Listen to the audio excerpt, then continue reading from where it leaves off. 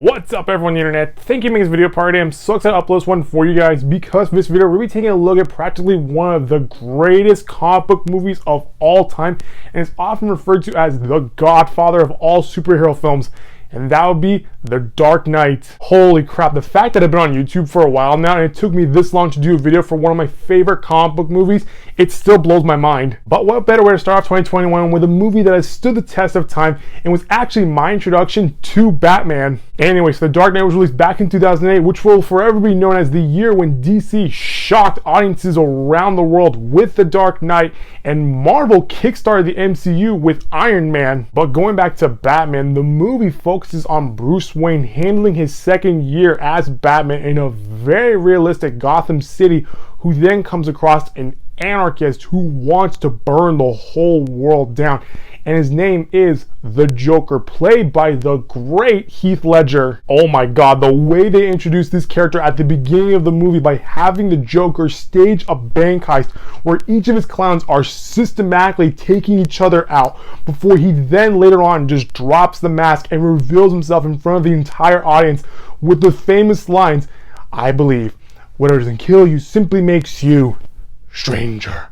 Oh my god, that sent chills down my spine. This is just the beginning of the movie. And just watching this one scene, you already know just how precise and calculated this Joker is, as opposed to the Jokers that we've seen in comic books and cartoons, where he is as nutty as a squirrel and is just so random that we don't know what he's gonna do next. And while this Joker carries that random and chaotic presence when he enters a room, upstairs in his head, he is 5 steps ahead of everyone else. While the Joker practically steals the entire movie, Bruce Wayne and Harvey Dent play a pivotal role in this story. While Bruce Wayne tries to defend Gotham as Batman, we begin to see him put his trust into Harvey Dent, who wants to protect the city as well, but in a more lawful manner as Gotham's district attorney. We also get to see how both Bruce and Harvey have different mentors that act as their conscience throughout the entire film. For Harvey, he has Commissioner Gordon, who's trying to help him take down the mob, who have had a hold on Gotham since the beginning. And for Bruce, he has Alfred acting as his conscience, and I love the conversation the two of them have with one another when Alfred tells Bruce that, hey look, not all criminals are alike.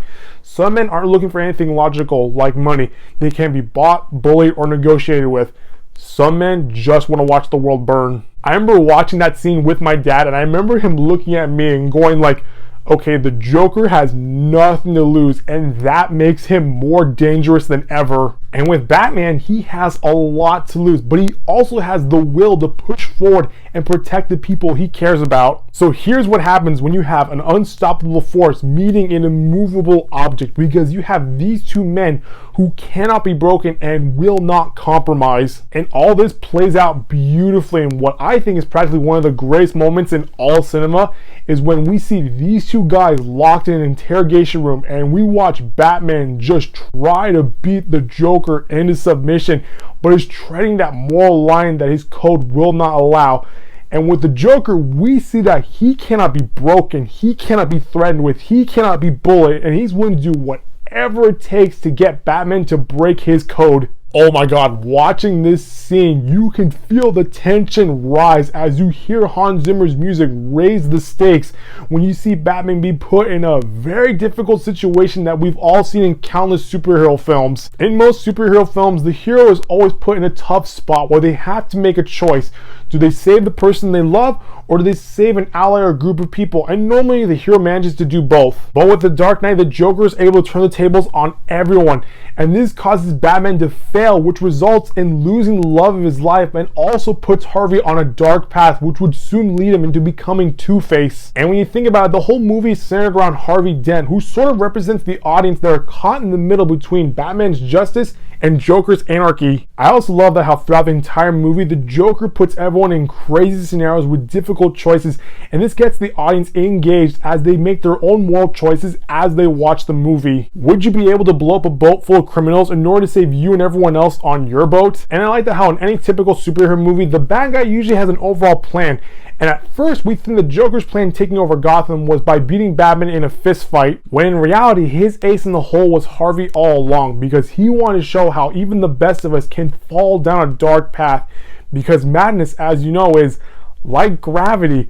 All it takes is a little push. And by the time the movie ends, you realize that the Joker won. You don't need to kill off half the characters in order to be a memorable villain. Sometimes the best villains are the ones that are unpredictable, but are mentally up there and are ahead of the curve. Overall, I really love The Dark Knight, and I think I've seen it more than enough times to where I can basically recite the entire movie. And when you take away the costumes and makeup, you soon realize that this is actually a crime drama between three characters who each represent justice, chaos, and the middleman caught in between. You also have a film that not only shocked general audiences, but also got the attention of several members of the Academy who saw this movie as a work of art that definitely earned several Oscars, including Best Supporting Actor for Heath Ledger's portrayal of the Joker. So for me, The Dark Knight is, without a doubt, the greatest superhero movie of all time, and I think it'll be a while until another movie like that comes along. But until then, I'm just going to keep watching this movie. And you know what? All this talk has now put me in the mood. Well, that's going to do this video, guys. That was my overall review for The Dark Knight. If you like what you saw, click the subscribe button so you can get the latest updates from this channel.